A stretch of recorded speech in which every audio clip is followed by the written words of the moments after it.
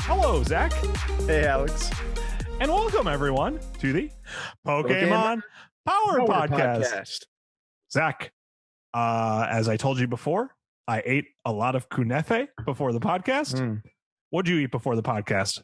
I had a delicious little homemade baby burrito.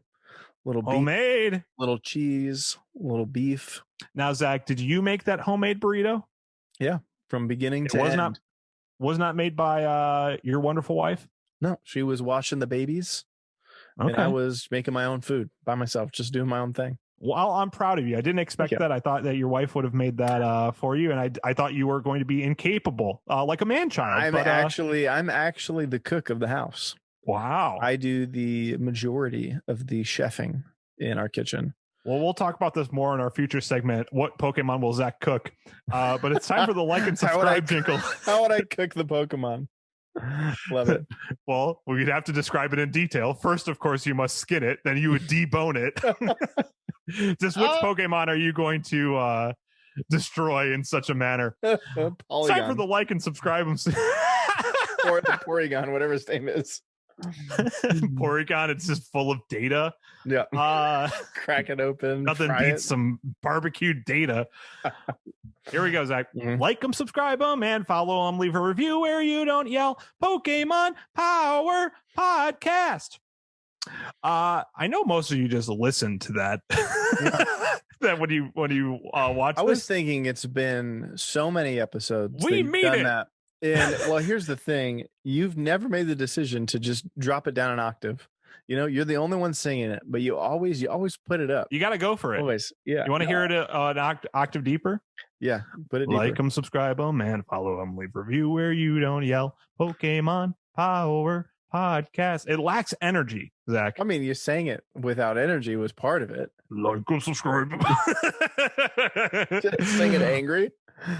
Yeah, I'm mad. Like them, subscribe them. Ooh, that sounds good, buddy. Them. All right. If you want to hear Zach sing it next week, leave a comment. Comment, like that video, share it, say Zach's got to do this. Yeah, sure. Post that on social media. Say Zach's got to sing it now. We have a quick update before we head into everything. Update time. Last week on the podcast, I made a small comment that Huey Lewis could no longer hear music, which isn't exactly correct. Huey Lewis has been diagnosed with what's called Meniere's disease, which Wikipedia describes as a disorder of the inner ear that is characterized by episodes of feeling like the world is spinning, ringing in the ears, hearing loss, and a fullness in the ear. This guy's got ear vertigo. Wow. I mean, that's totally different than what you said. But What'd I say? I think you said like he can't hear music and like he like actually can't hear it and like brings him like no joy or something. I do think he said it one. I listened to an interview with him and he's like, music brings me no more joy. But he said it like, you know, like Jersey-esque. Yeah. What he really meant is like every once in a while, like he said that while he was underwater, sucking down a Dunkin' Donuts coffee. What do you want to say about Huey Lewis before we move on to our Pokemon? I mean, I just remember bringing it. He's got that one great album, Huey Lewis in the News Sports. And that's all that needs to be said. Back to the Future. Okay, Zach, it's time for our icebreaker. And we kind of have a general idea about what we want to talk about. Pokemon's 25th anniversary is coming up. Pokemon has all these plans. Apparently, Katy Perry has something to do with it. I don't really know how. But here's my question, Zach. Yeah. I would say at this point, we've been doing this together for 24 main episodes. 24, so we've talked 25 years. 24, 25 years. 20. So we've been talking about Pokemon a lot. I know that you've said you're kind of the Poke newbie, but would you describe yourself as a Pokemon fan at this point? Do I have to answer the question? No, well, I think for sure. Okay, I mean, I've been a fan since I was a kid. I mean, wonderful. According to my parents making me not be allowed to play with the Pokemon cards and things like that. I mean, I think that means you're a fan if you play it even when you get in trouble. If you disobey your parents to do something, you're a fan. That's what we would say. You're a real fan, kids. You're a fire fan. Go listen to your parents. You're not a pyromaniac. You're a fire fan. Here's basically what we wanted to chat about. obviously we do this Pokemon podcast together. We're Pokemon fans individually. Yep. What do we want to do for the Pokemon 25th anniversary? Let's come up with a couple quick ideas, and then if you are watching or listening, you can reach out to us on any of our social media and give us your ideas, and maybe we'll go and do it. Well, I'm thinking, and I don't know where you're at, but I'm trying to think, like, what do I do on anniversaries in general, right? So what I was thinking is, you know how like marriage is like you give different gifts for different years, like 1 year. The so it's wood like, anniversary, yeah, the tin anniversary, sure. Anniversary gift is what's the 25th? I love this. I want what is it? Okay. What is the gift for 25th? Is silver. Silver is both the traditional and modern 25th anniversary gift. This is too expensive. Coveted for its radiance and brilliance. Silver makes the perfect precious material to commemorate a quarter century of shining love and commitment to each other. And luckily, if anyone's been paying attention to the stock market, silver is going up. So what a great time to make a custom silver Pokemon medallion. So is this medallion for you? Are you going to wear a Pokemon medallion from now on made of silver? Yeah, I mean the 25th, the whole year. It's just to celebrate it. I had a better idea. I had an idea that didn't cost us a large chunk of change for something just for us, I guess. Yeah. I was thinking maybe we could go through our 25 favorite things about Pokemon or something along those lines. You know, you got to match in the number somehow. Okay. Yeah. What's your 25th favorite thing about Pokemon, Zach? Well, the first thing that came to my mind is when they started making full holographic cards. Okay. Because it looks super cool. And that's the only reason. What's your 25th? What's my 25th? My 25th favorite thing about Pokemon is all the graphics that they come up with at all the anniversaries. And here's what it always is.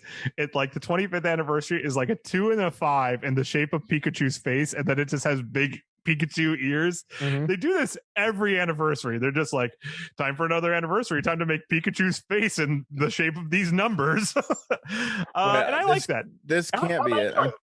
I'm trying to find like the real one. This can't be it because this is just Pikachu's face with the numbers 2 and 5. I think you probably found it. Now I'm just showing Katy Perry. That's true too. Katy Perry is involved in this. Oh, it is that. Wait, real quick before we move on. What do you think Katy Perry's involvement in this is? Okay, well, I'm pulling it up, and she's the first. Katy Perry helps celebrate the 25th anniversary. I know that's what I read too. Helps celebrate. Or is she writing a song? Is she just performing a Pokemon themed concert? Is she going to sing Pokemon music? Or are we going to get a Katy Perry Pokemon? Katy Perry Pokemon. I hope it is. But now I'm seeing what you're talking about here. And for our listeners, I've pulled up the website from Pokemon.com. And it really is just Pikachu's face, or like Pichu. I can't really tell.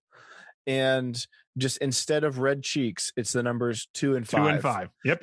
I mean, I love you, Pokemon, but this seems like the lowest bar that you can make. I mean, you just put numbers on a Pokemon's face. And this is from the guy who doesn't post the graphic design post that he's supposed to on our social media. I mean, I know. I don't do it because I set the bar so high for myself that I refuse to do anything less than the best. Bring the bar down to 2 and a 5 in Pikachu's cheeks, okay? Bring it down to that level. And every post is just like Pikachu's outline and then just like a word inside of it. Done. Yeah, done. Before we head into Gotta Elucidate Them All, I want to do one quick update on 2 things that we've been talking about recently. Zach and I agreed to make some bets recently. One that I have already lost. We bet on if it was going to snow. We were going to have a white Christmas in Chicago. We did not. I lost. I had to review and watch and review the movie Bird Box as my punishment, What a punishment. Which I have done. And at the end of this episode, this is how you tease something. The end of this episode, tune in, stick around. I'm going to give you that review of Bird Box, my honest opinion. But Zach and I have also made another bet, which at this point of the time of this episode's release, you will know who has won this bet.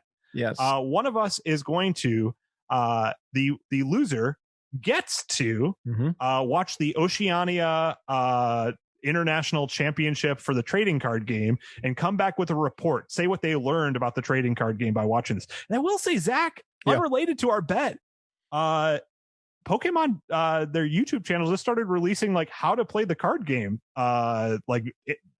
educational videos, which is what we've been waiting for. Yeah, I'm watching those, but it's going to crush my dreams of how I've played it my entire life to find out the real rules that are nothing like what I've played. Your favorite color wins. Basically, Go Fish, but with Pokemon cards. That's what I play. The one thing I wanted to touch upon before we moved on is what the bet was actually over. We bet on how long the national anthem was going to be. If it is over 120 minutes, Zach wins. If it is under 120, not 120 minutes, 120 seconds. Dang, if it was under 120 minutes, I'm winning that bet. Yeah. How long it's going to take them at the big game is what people like to call it. I'm just thinking of like a 2-hour long, a 2-hour national anthem. Just going, just like they're touching on every political issue from this Carey last year. They just Mariah Carey make that happen. Just singing like just the really long notes and just like bringing people through and being like, we're taking a stand for this issue, and it's just 2 hours. That's like a YouTube video that would have like millions of views. For sure. A 2-hour long national anthem. Sheesh. Anyway. Oh gosh. Yeah. So if you watch the big game, which we're supposed to call it for legal reasons, if you watch the big game, I guess if you already did because it came out at this point, who won? Write it in the comments. I'm trying to get better at being a YouTube guy. Like and subscribe, comment what you want Zach to sing. I see you guys right here. Did you just comment that? Thank you guys. Did you smash the comment button? It is time for Gotta Elucidate Them All. This is a segment where Zach and I are going to describe today's Pokemon within 30 seconds without using the Pokemon's name or without using any other Pokemon name or without using the word cute. Maybe we'll add an additional word to prevent us from, breaking those rules. Want to make it a little more complicated as time goes on. But we're going to flip a coin. Zach, for this whole season, is going to be heads. I am going to be tails. I have done it twice so far this season. Zach's done it once, and I did the last two. Let's see who's going to do it today. Flip that coin. No, it's tails. It's me. All right, 3 in a row. This system is working super well. Yeah, because you don't want to do it anymore. I mean, it's kind of evening out. Like the coin flip knows. I'm going to do like 21 episodes straight, so you never have to. All right, I'm going to bring the Pokemon up on the screen. If you're listening, the viewer's about to see the Pokemon, but I'm going to describe it to you, and we'll tell you exactly what Pokemon we're talking about in 3, 2, 1. All right, so this purple little guy, and I do mean guy because this guy's a guy. He's purple. He has spikes. He has a horn on the front of his head. He has brown eyes. He has a fang on each side of his mouth, and the other teeth, I don't know. He has 3 little nails at the end of each of his appendages. He has big old ears that are green on the inside, and he's spotted, presumably with poison. That is my best description within 30 seconds. Zach, I got to ask, who's that Pokemon? That is Nidorino. Nidorino! And by the way, we're way more excited saying the name Nidorino than we are about talking about Nidorino. I think we both have a negative perspective on this Pokemon. I'm just trying to get hyped up. That's what I mean. I'm going to try a new thing where, especially if it's a Pokemon I'm not excited to be forced to talk about, I'm going to hype it up. Do a little like, and I do force you to talk about this, right? Yeah. No, I mean, you're paying me. And that's the reason I'm here. Well, it's less paying you. I mean, I have your bank account information, and I'm kind of allow me to use my own money. Yes, so yes. The trick. Yeah, I've frozen your assets. You could use them once you discuss Nidorino with me for 30 minutes. So great! I can't wait. Yeah. So I mean, that's him right there. And I think we're both excited. I think both of us are trying to give this young man just a fair episode, a fair assessment. And I want to put that on the outset that we are attempting to be truthful and fair people with a Pokemon that's terrible. Agreed? Yeah. And actually, what? I think I'm going to switch around our segments because I think we should get to this up front. Yeah. We're doing a new segment today. It's called Giratina's Advocate. Some Pokemon are just unlikable. Yep. For every Pikachu, there's a Pineco. For every Kyogre, there's a Clink Clang. And although some of these Pokemon are as despicable as the devil, someone needs to stand up for these little guys. So that's why today we're going to play Giratina's advocate. What good can we find in this week's Pokemon, Nidorino? Nidorino is a Pokemon neither of us like. There are... Sorry, I was going to cue the Law and Order kind of... Dun, dun, yeah, and like, you know, because we're like... Dun, dun, dun, dun, dun, dun, dun. What was the theme song I did last week? Oh, the X-Files theme. I feel like... Yeah. Well, we should never include the actual themes. We just make the noises, and you do. You know, because that's the sound. Like, we are the advocates. Boom, boom. And we just kind of step in there. We're saving these creatures that have been so maliciously created to be just disliked. And I think that this is an honor that our shoulders are strong enough to bear. Okay. Perfect. As what happens with honors, they're put on shoulders to be bared. Birded? To be bird. What? What is the past tense of bear? To be bared. Anyway. To be boar. Boar. To be boar. To be boar? Yeah, no. B-O-R-E, I think, to be boar.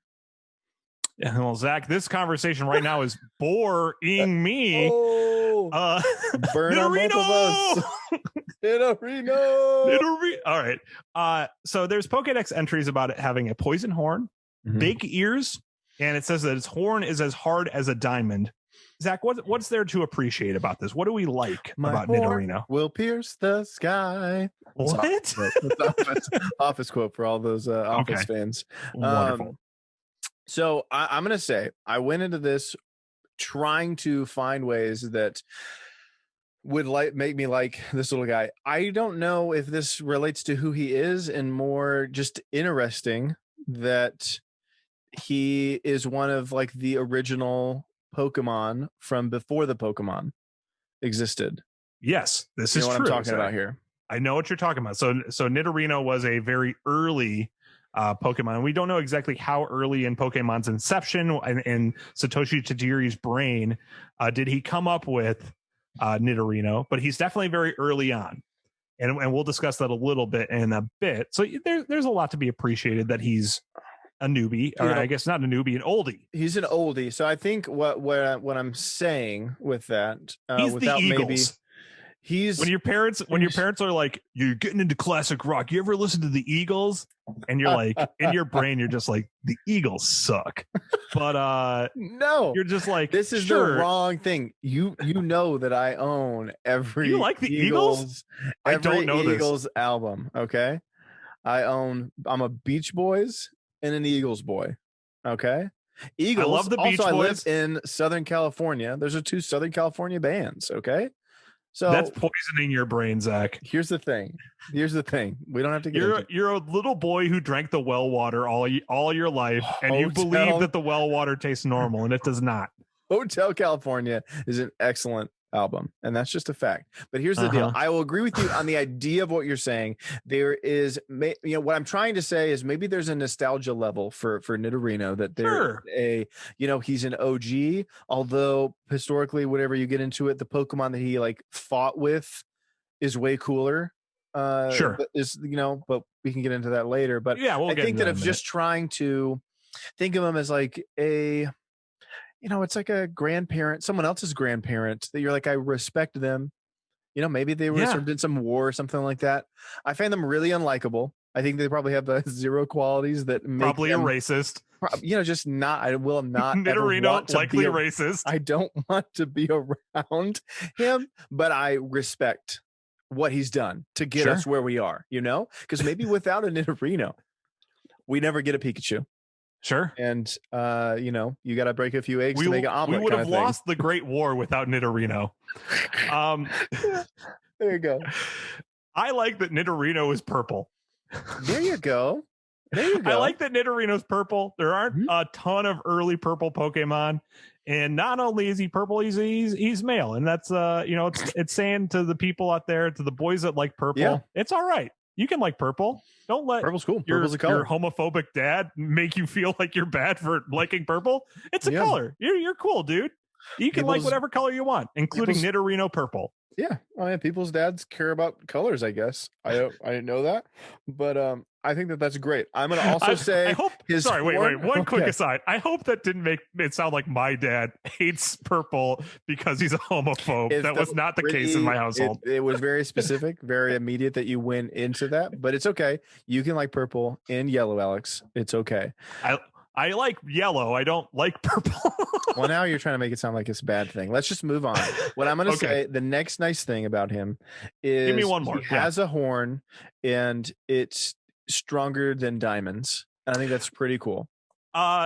Okay. I agree. It's cool to have a horn stronger than diamonds. That can break rocks. I do think maybe some Pokedex entries, they were just falling. They're repeating some stuff. They're like, Shelter's as hard as a diamond.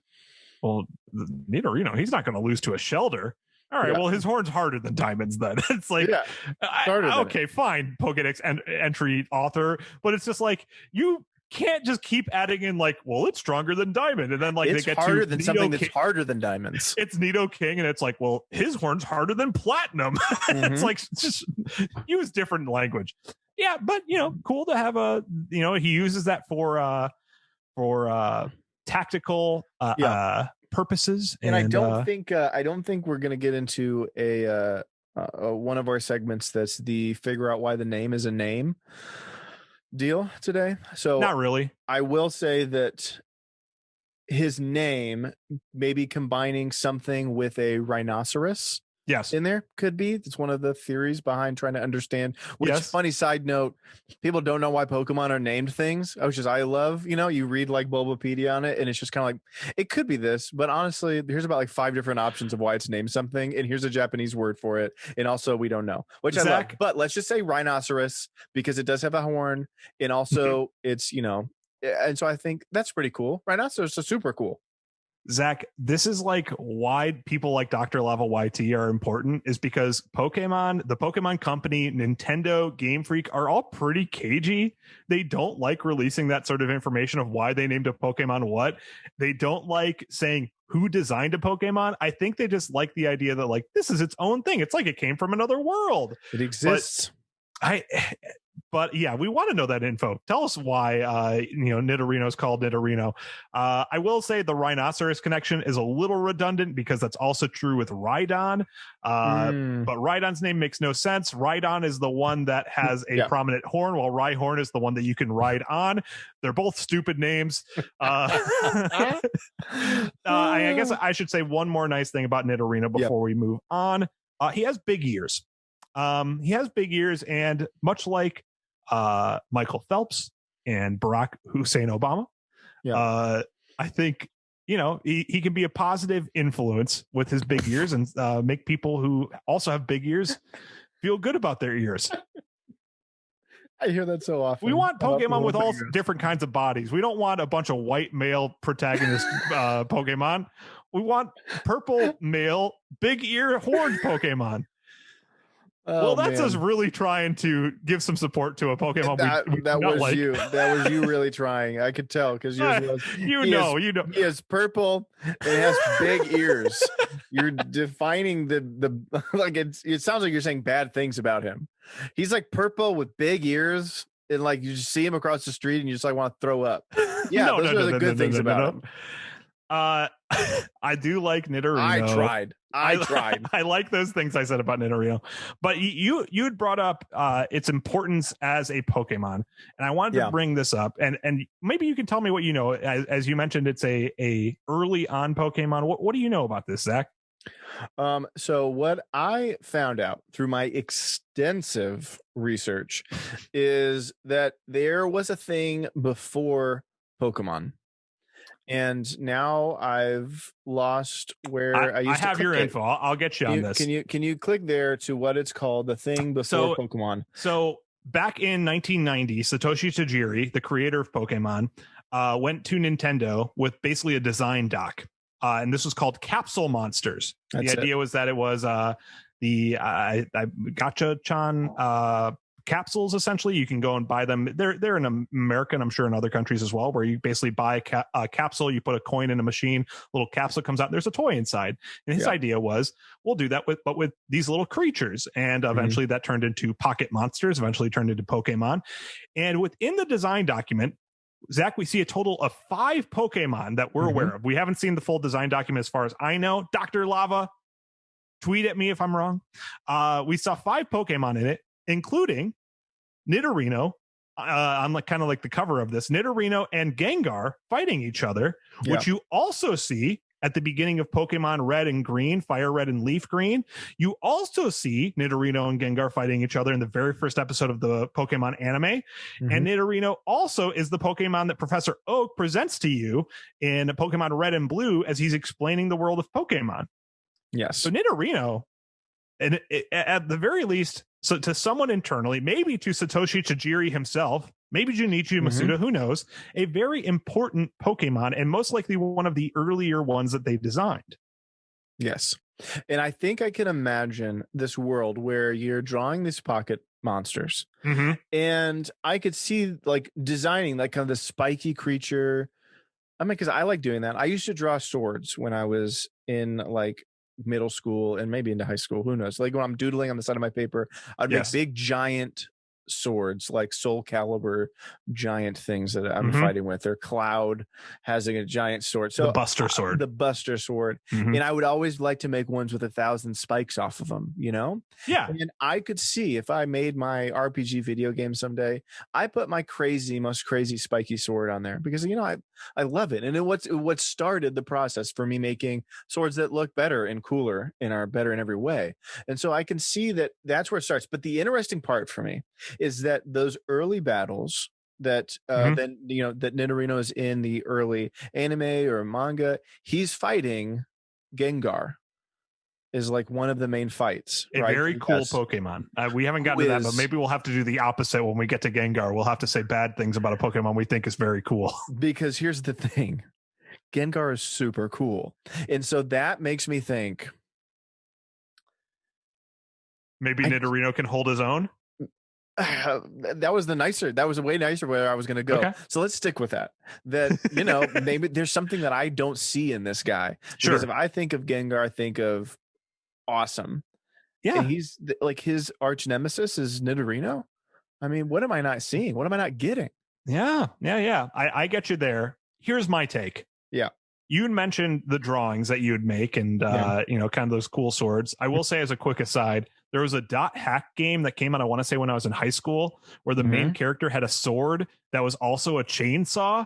And I was so pumped because that was like every sword I drew as a kid. Yes. And then I never bought that game. But Nidorino, in my opinion, is a stick figure with a hat on. What I mean by that is he is a very early design. And it was maybe the first one that rang true. You know, when you're drawing stick figures as a little kid, but then you realize you could put like a hat on them or like give them a gun. And it's like, whoa, the whole world has changed now that it's not just a stick figure. It's not just a monster anymore. It's a capsule monster. And now it's a pocket monster. And now it's a Pokemon. Who knows? But I think Satoshi Tajiri was drawing little monsters. And he drew this one with all these little spikes on him. He came up with this lore in his head about how he was poisoned and stuff. And he just fell in love. And it's really special to my guess is it's very special to Satoshi Tajiri. And to everyone else, he's a little lunkhead. Well, you know, we don't care as much. And I say that this right here, I think this is, so we say capsule monsters was the, you know, before Pokemon became pocket monsters. This, you have this, and I think this kind of is a picture because this is the logo that existed, right? We'll put it on the screen here, and it's this. And you know what? I love this, but also would not have been surprised if I looked over in middle school and high school and someone has drawn that logo up there. And for our listeners, it looks like the Dragon Ball font. Yeah, it's very cartoony to put it, very cartoony, but also like simple and has a childlike whimsy to it. You know, is that a nice way to say it? I love it. But I think that Nidorino fits in this logo, right? By the way, Zach, your entire screen has pulled up, so now you need to explain why you were looking up Ben Affleck young girlfriend. Well, we're trying to. That's a pre-show argument, trying to figure out. Zach was concerned that Ben Affleck's girlfriend is too young.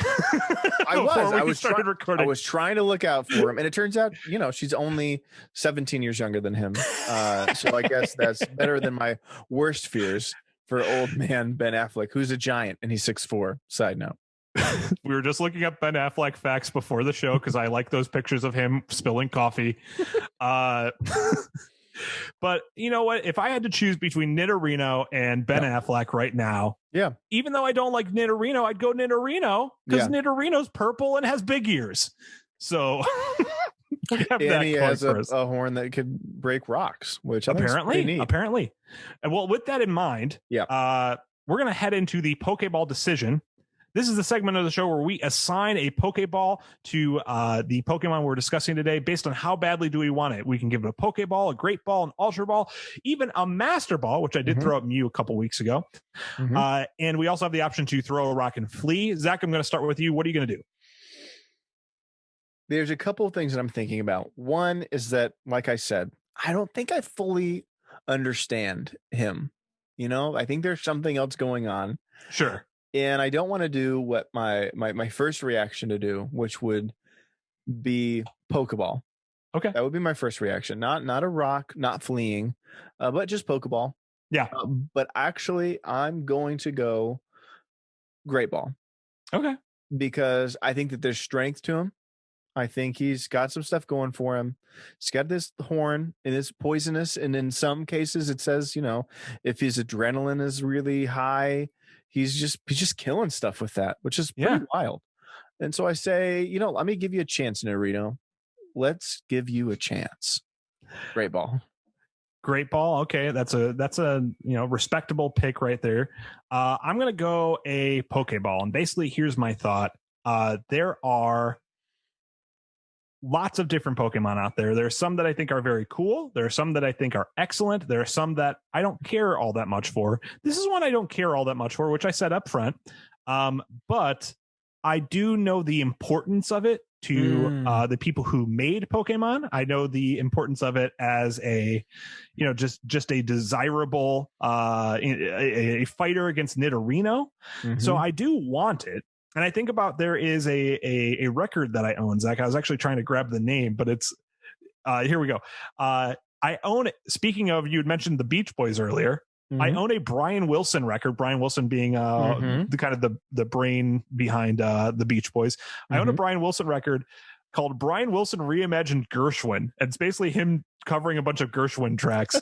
Gershwin, I could take or leave you. I love the Beach Boys, but I bought it because I paid $60 for it because he signed it. And I was just like, I just want Brian Wilson's signature on a record. Wow. And so the fact that he signed it, the fact that he felt so passionately about it means more to me than this record full of average songs, in my opinion. So that's kind of the same thing. I want Satoshi Tajiri's stick figure with a hat on, I just want that little piece of history. So catching a Nidorino, I don't even think I gave a Nidoran male. I think I may have fled or threw a rocket or something. But Nidorino, you gained a small sliver of my respect, and I will throw a Pokeball at you.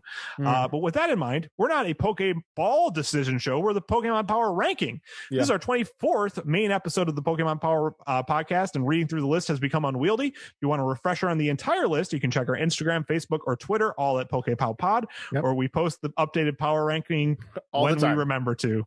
I'm going to post it today, actually. I'm going to go and do that. If we don't have a graphic, I'll just go and do it anyway with just a picture of it. But I'm going to bring it up on the screen for those viewers. I think this is going to be a hard one to place. I think we're kind of going to look at the middle for a Pokemon that neither of us were super pumped about, but is not a slouch. He has that poison horn. He has those big ears. His horn is harder than diamond.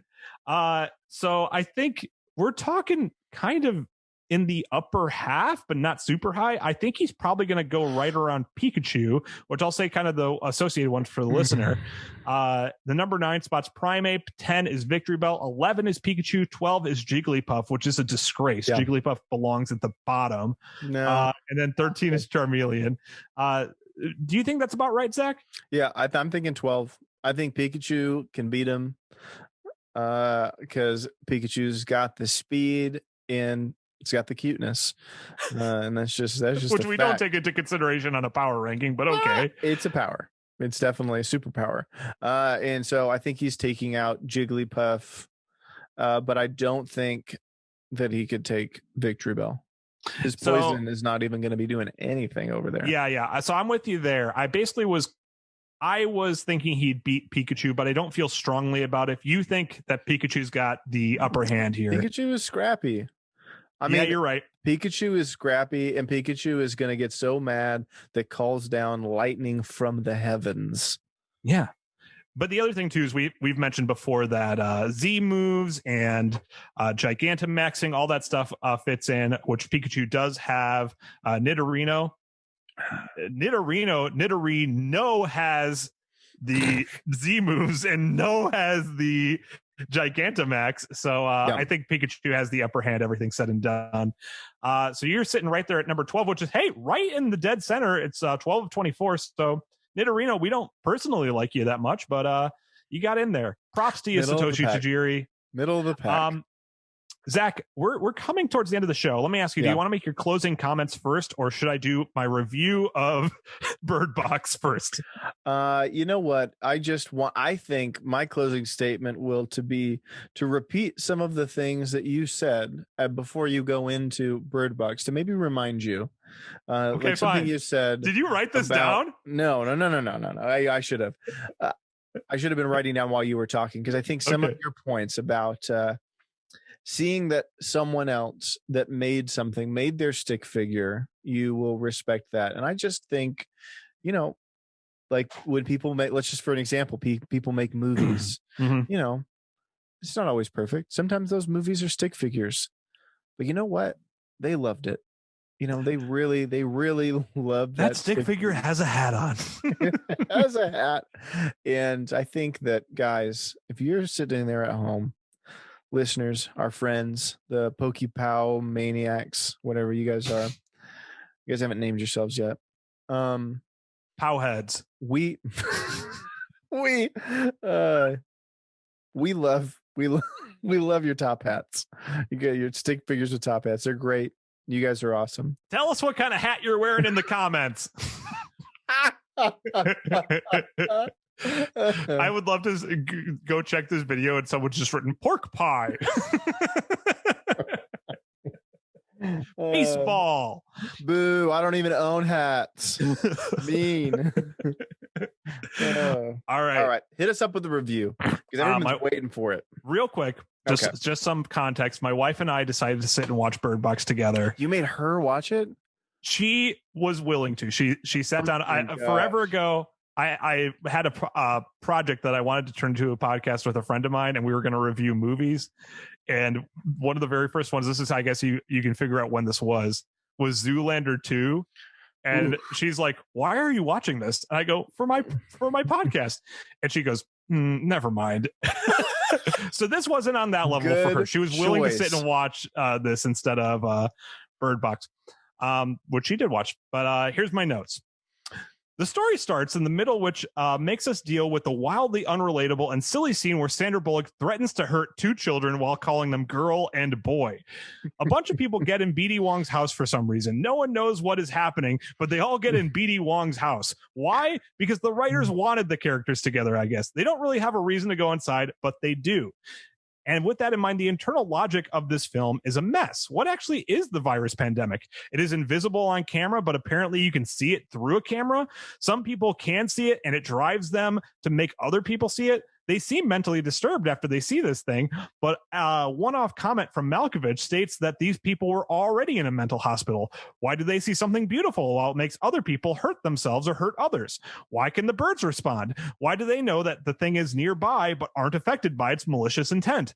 Why did they have to take the rapids at the end of the river? Couldn't the characters have gotten off the river before the rapids and walked the rest of the way? They basically crashed immediately after the rapids and walked for maybe 10 minutes. Why not have them walk for 20 minutes and skip the rapids? With that in mind, I guess I said that before, the writing is awful. The whole movie is written as if it's a parody of a Sorkin project where the dialogue is already stilted. At one point, Malkovich says, "Make the end of the world great again." This would be a groan-worthy line in a film in the Scary Movie franchise. This film is shot competently, and there are some nice shots of the natural environment when they are on the river, but nothing noteworthy, just not terrible. I'm not a big costume design guy, but one thing bugged me. Lil Rel Howery keeps wearing his work vest from the supermarket. Well, he's the character who works at the grocery store. He wears it for like a week. You would take that off immediately. You don't wear your work vest for if you don't have to. They only had him continue to wear it so that you could remember he's the grocery store guy. On the other hand, Malkovich is always fun to watch. So is Sarah Paulson, but she's dead so fast that she doesn't make an impact. I guess spoiler alert, but hey, you don't want to watch this movie anyway, so I don't care if I spoil it for you. However, Sandra Bullock is a dud. She feels like she's holding back the whole movie. Why? You're watching a monster flick. These are the kind of movies that you really should let loose. Lil Rel Howery is very similar. He is hilarious, but in this movie, he's just kind of a little weirdo. A lot of other performances are fine, but please, directors, and I'll say this directly to the camera, please stop casting Machine Gun Kelly. The guy has the charisma of drywall. This movie people are casting him. This movie, he's in too many movies. This movie is in love with its bad idea, like naming the kids boy and girl. It is a dumb idea, but you could possibly make it make sense if you showed more of their upbringing. But instead of showing that, they skip roughly 3 years of the kids' lives in favor of seeing a crazy guy break some windows, a trip to the grocery store, and finding out the two worst characters stole a car that never progressed the plot anyway. There are much better horror movies and much better end of the world flicks. Watch 28 Days Later or 10 Cloverfield Lane. This movie feels like if the Tin Man and the Scarecrow from Wizard of Oz had a baby, meaning that it both lacks a heart and a brain. One final comment. It is very funny that this movie includes a scene where other countries are facing a pandemic and the U.S. is just like, oh yeah, stay calm. 2 out of 10. I wanted to make one quick thing as a closing comment. I have been watching with my wife every single week a documentary each week, and what I've decided is I'm going to start posting those online. I'm going to find some sort of medium or something like that where I'll post little reviews of these movies. I'll post this there too. I don't know that I got to make it, but I will do that before this episode releases on Monday, and we'll post the link to it in the YouTube video or something like that. But with that in mind, I'd like to close the podcast out by saying, as always, the Pokemon Power Podcast would like to thank Bulbapedia.bulbagarden.net, Cerebi.org, and Dr. Lava YT. If you'd like to learn more about Pokemon, those would be great resources for you. If you'd like to ask us a question about next week's Pokemon, submit a game, or just keep up with the podcast, you can find us on most social media platforms at Pokepowpod. And as always, if you were a Pokemon, even Nidorino, we would choose you. Have a great week. Bye.